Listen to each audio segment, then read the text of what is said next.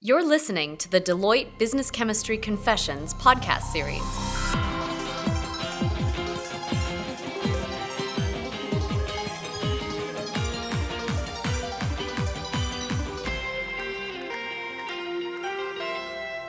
Hello, I'm your host, Kim Christford, National Managing Director of the Deloitte Greenhouses. And I'm Suzanne Vickberg, also known as Dr. Suze, lead researcher for business chemistry. Welcome to this week's episode of Deloitte Business Chemistry Confessions.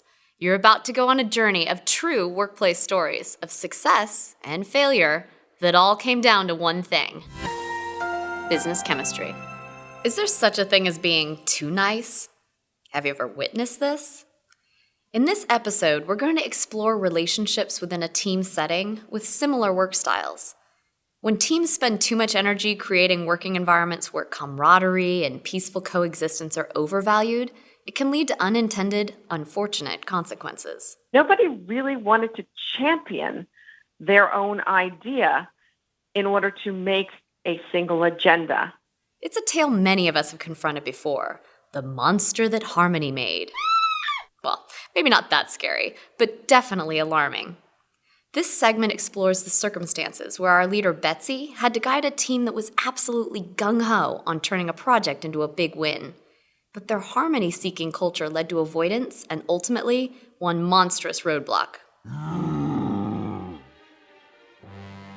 One of my teams was an amazing team. They were warm, they were thoughtful, they were particularly kind to each other, to the clients. And I always felt like I had the confidence that when we walked out of any given meeting, that as a team, they would pull together and get the job done.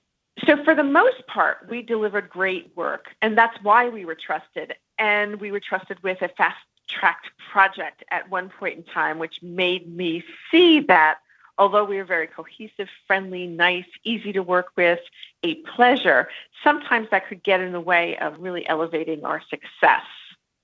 So the task here was to create a program for the senior executives of the client to get together and have a conversation in a safe and protected way that they could really move their business ahead. And there was no time in general for them to do this. So they were trusting us to build out that environment for them to be successful. We were super excited. It was a quick turnaround. There were no guardrails. It should have been a symphony for us to be able to achieve the results that our clients were looking for, and also a great stretch for them to perform in their roles. But it did turn into altogether something very different. This team was very excited. From a time frame perspective, we had 4 months to create the program. However, it was a quick start where we had 3 weeks to get the invitations out in the mail. And as you know, with senior executives, you would want to have a lot of meat in that agenda and detail to make sure that they felt that this was important enough to put on their calendar. The team came together and we started out with a brainstorming session of how we would accomplish this, what it needed to be in the meeting. But what I was seeing is each one of them had a slightly different take, and it seemed very important to them that their idea was the right way to do this. And in working with each other, I felt that the feedback amongst the team members was passive-aggressive, or even a little bit too diplomatic and nice, and not getting to the point where they would make compromise or come together as a team with one specific agenda. It was so trying. To my surprise, at the end of week 4, when we had our run-through, I found that the team had not come together and they had not been able to bring me one agenda that was cohesive and told a story. They seemed to be in the same place as they were in day 1. And what was even more frustrating was that they remained tied to their original idea. The ideas were all good. So I think delivering some direct feedback would have really helped this team. But nobody wanted to do that. They didn't want to make the other person feel bad. Nobody really wanted to make that decision and stand up and say, hey, let's go down this path and let go of some of the other paths, because they didn't want to hurt each other's feelings. And nobody really wanted to champion their own idea in order to make a single agenda.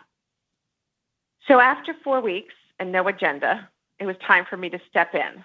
I thought they had been past this and working along towards the agenda, but now I realized that I would have to be the one to make the decision, create an agenda, and set the direction for the next phase, where we came up with content. The same situation happened. What happened was the content that they were pulling together for the agenda that we've now developed ended up going back to where they started from, which was their own ideas and their own perspectives on the agenda. Therefore, it wasn't cohesive, and they started to work in their own silos, again, being reluctant to give each other feedback and help the team go together in the same direction. So along with the agenda, we needed one of the team members to be the position of presenter of the agenda, of the content, of the idea to the client, so that we could show our best foot forward. We've now gotten past the agenda, and we now have some content.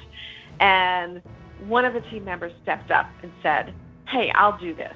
She's actually a really true all-star. She's a fantastic project manager. She's an incredibly deep subject matter expert, but she is not a good presenter. She could put someone to sleep in about 2 minutes, but no one has ever given her straight feedback or constructive criticism, and she really doesn't have any self-awareness. And that was the last nail in the coffin.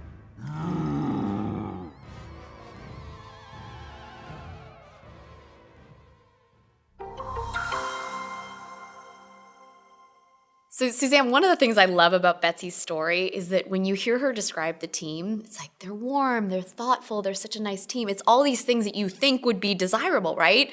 But there is apparently such a thing as too much of a good thing in this case. Yeah, I think that part of what we're hearing is what happens when you have a lack of diversity. And in this case, it sounds like she's probably working with a group of integrators, the way that she described them as being warm and kind, the way they pull together to get things done. They're a pleasure to work with, which we often hear about integrators.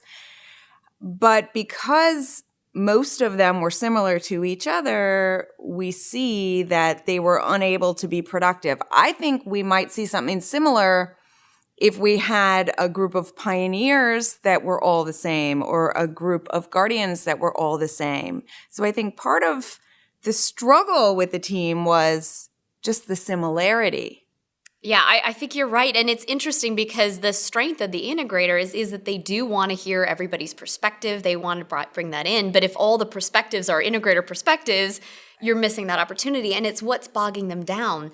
They're wanting to talk through everything. They're not wanting to make people feel bad. So they're unable to push back on things that maybe don't align with either the client's objectives or the fact that they have a real hard deadline on the table. Yeah. I also thought it was interesting that she said they all seemed to have their own idea that they didn't want to let go of, but they didn't want to champion either. And I'm wondering if that's kind of like the modesty of the integrator. You know, I think sometimes we assume integrators don't have strong opinions because they're not always out there pushing for them. But in this case, I think you see it happening underneath. They're not willing to let go of their idea, even though they won't go out there and really claim it. And they also don't want to criticize anyone else. And so we're just like kind of locked in this place where nothing moves. Yeah, that's really interesting. I think you're right, because if you look at some of the other types, like say a pioneer or a driver, they would be the first to be out there saying, my idea is the best idea.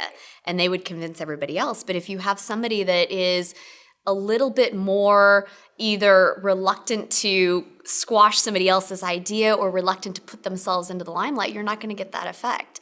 And it's interesting. Betsy doesn't talk about her own style, but the fact that she sort of had to come in and say, okay, here's the idea that we're going to go with. And even then, she mentions them coming back to their original stuff. So you're right. There may be something going on there where they're actually really thinking their ideas are best, but they don't have a way of communicating that or selling it to the rest of the group. And I wondered if the reason they didn't go along once she did sort of try to put her foot down and say, this is the direction we're going, is because then they didn't feel heard. And that's one of the things that is important for integrators, is that they feel heard. And if they felt their input wasn't showing up in her plan, then they sort of didn't say it out loud, but kind of quietly still went in their own direction. And that's another complaint we hear about integrators, is you sometimes don't know where they stand because they won't say it directly, but it doesn't mean they're going to do what you want them to if they feel like they're not included. Right. And the other thing that might be playing into that is the context. I mean, for integrators, it's not just a narrow decision that you're making. Things have much broader implications. And if they feel like Betsy is missing the broader context that they've all spent time really digging into and understanding, they won't have trust that she really knows that that decision is going to be right in the situation. So should we talk about what she should maybe have done differently? differently? What could she do? Yeah. I liked her point about feedback and giving direct feedback. I thought that was interesting. That is very hard, I think, with integrators, not only to give direct feedback because they don't want to hurt people's feelings, make them feel bad, but also to receive it. Yeah, I was wondering if one way she could encourage them to do that is by focusing on the greater good of doing it.